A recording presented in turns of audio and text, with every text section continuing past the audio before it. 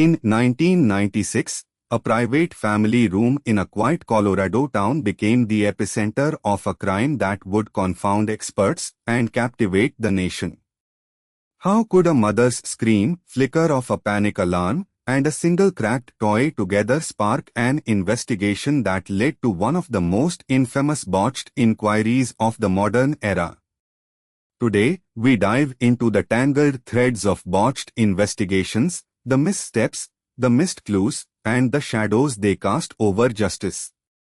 From the haunting streets of Memphis to the sunny legal courts of California, we peel back the layers of cases where haste, bias, or systemic failure turned the pursuit of truth into a labyrinth of doubt. The 1996 JonBenet Ramsey murder in Boulder, Colorado, stands as one of the most publicly dissected cold cases. With a 12-minute burglary alarm that never triggered and a house locked from the inside, law enforcement scrambled to categorize the scene as both a crime and a puzzle.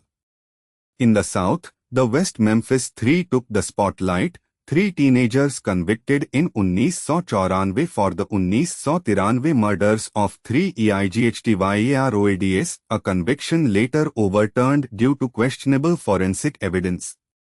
Meanwhile, the immediate in the world of the O.J. Simpson trial of 1995, though charged, not yet a botched investigation in the traditional sense, throws light on how courtroom theatrics can eclipse investigative fundamentals. In Colorado, a 6-year-old disappearance turned into a murder mystery as silence fell over the Ramsey home. A BLODSTINED rag lay on a kitchen counter, a rope hung from the overhead light, no fingerprints, no clear weapons. The kitchen door stood ajar but the windows were securely latched, an alarm system quietly missed its call. In West Memphis, gurneys carrying the bodies of 3 children were found beneath a local florist's parking lot. The crime scene was left with blood tracks, broken toys, and a mere whisper of an animal scent. In Los Angeles, Simpson's 1994 murder of Nicole Brown Simpson sparked a HIGHPROFILE investigation that fused legal drama with investigative protocols. Even as investigators scratched in the cases, procedural errors peppered the process. In Boulder's police report, investigators omitted to preserve mundane items like the kitchen's kitchen mesh that could have yielded DNA. For the West Memphis scene, forensic teams misclassified DNA samples, labeled as organic material and mislabeled deteriorated gaps that would later become pivotal in the A12 conspiracy tech that revealed flawed interpretations. In Los Angeles, press articles retold motives before evidence accumulation, creating a narrative that molded both jury and public perception. Supermass stop. The Ramsey case's suspects shifted. Initially, attention centered on the mother's FORCDNTRY theory, later, on the father's deathbed confession that faded.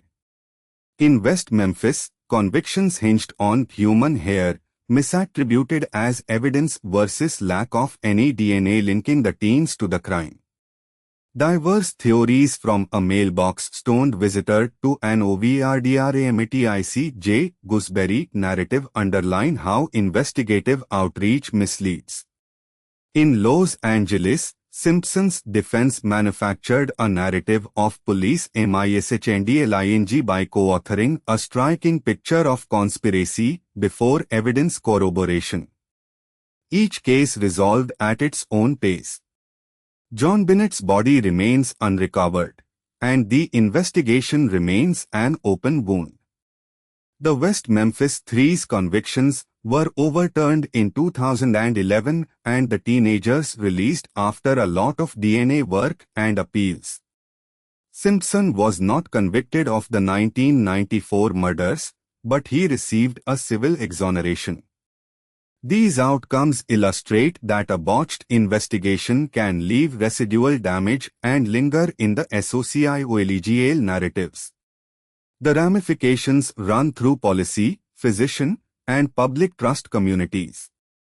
Law enforcement now scrutinize reporting protocols, forensic labs adopt stricter CHAINOFCUSTODY checks, and media agencies engage more seriously in accuracy.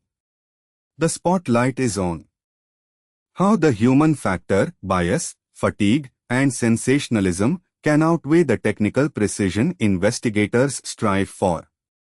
Did our criminal investigations truly fail at capturing the truth, or did fate and circumstance conspire to block justice?